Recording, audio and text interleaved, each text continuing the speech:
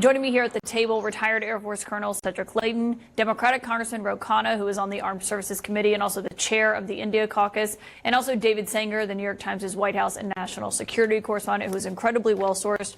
Congressman, I mean, you heard Nick's report there. I mean, the idea that people there think this is different than what they've seen, that is incredibly concerning, I imagine, to a lot of people, given we are talking about two countries that both have nuclear weapons. Well, the most urgent thing is de-escalation.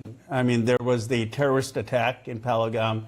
Innocent people were killed.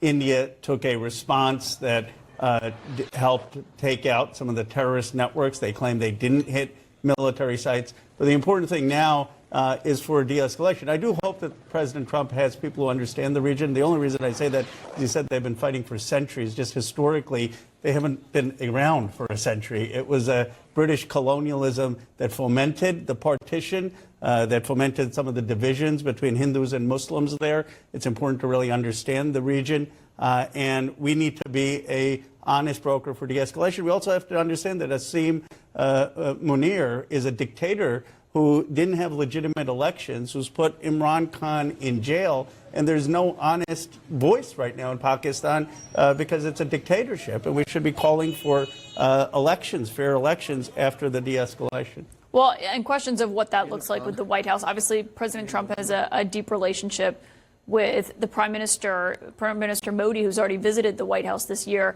What would you like to see the White House do in this situation?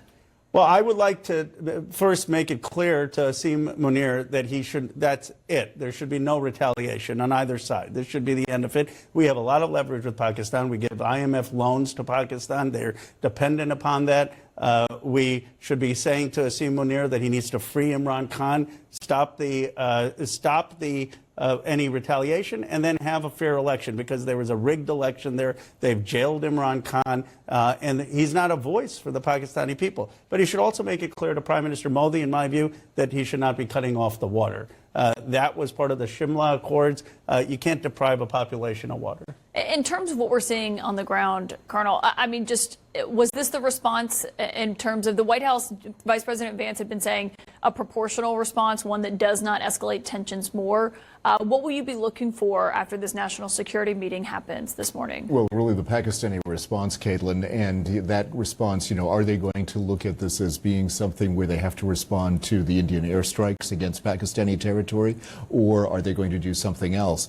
Chances are, based on the rhetoric, based on what the Congressman has been saying, and what we see not only from the White House but from other places, it looks as if the Pakistanis are going to try to make a more significant response than what they've already done. If the reports are true that they shot down 5 Indian aircraft and a drone, that's a pretty significant escalation, and that could mean that they may want to do something more, and it also could mean that the Indians may want to retaliate for the loss of the aircraft. So we'll have to see if that turns out to be true. We'll have to see if they do that. Yeah, I mean, we just found that out moments ago. It was about an hour ago we had heard 3. Now that has jumped to 5. I mean, obviously, and as Nick was noting, you could see the sun was coming up behind him. They're just now kind of getting an assessment of what this looks like. And that's exactly right, because the battle damage assessment, as we call it, is going to be absolutely critical for the Pakistani response. They're going to look at this and they're going to say, okay, we can maybe wiggle our way out of this if the damage isn't as great, and if the if the loss of life isn't as great as it may possibly be. But if the loss of life is great, or if there are other areas that have been damaged in Pakistan, then it could be a completely different story. Yeah, and we heard President Trump calling this a shame, saying that he hopes it ends quickly. Secretary Rubio had spoken to both countries before this happened, trying to de-escalate after the attack 2 weeks ago on the tourist. What have you been hearing from officials about the level of concern in watching this tonight? Well, the level of concern is high. I'm not sure the level of action, Kaitlan, is quite as high.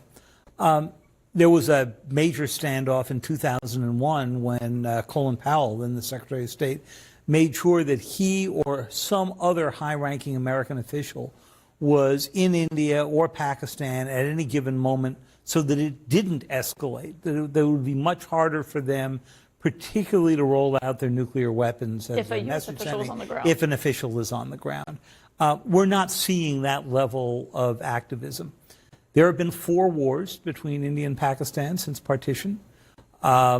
at this point, Pakistan is 0 for 4. And I think, there is a lot of reason that the Pakistanis may feel like in this particular case, they've argued that they had no were not at all involved in this initial terror attack. This is unfairly being taken out on them. They have a very nationalistic chief of the military staff. That's the job that counts.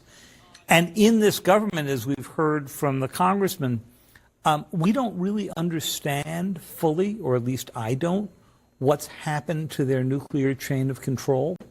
If you're Pakistan, those nuclear weapons are the only thing you really have to keep the Indians from truly escalating. And if somebody miscalculates, the fear has always been you could have a significant nuclear exchange. And we don't know if this new government has really thought through what the control over those weapons is all about. I mean, I do think that raises the question of what is at stake here for the United States if this doesn't de-escalate? Well, first of all, what's at stake for human civilization? I mean, you don't want two countries with the population they are going to war. And what's at stake for us is also our economic relationships. On the one hand, they're negotiating a trade agreement with India. On the other hand, they're two countries at the brink of war. But this is a time where America can show leadership, that it's American leadership, not Chinese leadership, that's going to broker the peace. And we have leverage, a lot of leverage over Pakistan. I hope Secretary Rubio or even President Trump will make it clear to Asim Munir that he cannot have retaliation. His country is literally dependent on the IMF loans. They're dependent on our military training to Pakistan. What about with India in terms of leverage there? We have leverage there too. They want a free trade agreement with us. They want more defense agreements with us. They're an ally, and I think he should make it clear to Prime Minister Modi that there shouldn't be further retaliation as well. Well, and just when you look at the scopes of the militaries of both of these, I mean, India, if you look at it on paper, does have a much larger. I was looking at the numbers when it comes to active duty. They have 1.5 million personnel versus 660,000 for Pakistan, obviously double that. Their military is just bigger and better funded. Yeah, essentially. That's absolutely true. And when you look at the armaments that each side has, yes, the Pakistanis do have some relatively modern weapons, like the F-16, for example. But the Indians have French fighters, they have Russian fighters. And the key thing is this, kind of piggybacking on what the congressman said and what David's been saying, there are critical relationships that the U.S. needs to leverage in a case like this. And one of them is the military-to-military relationships, which are key for both India and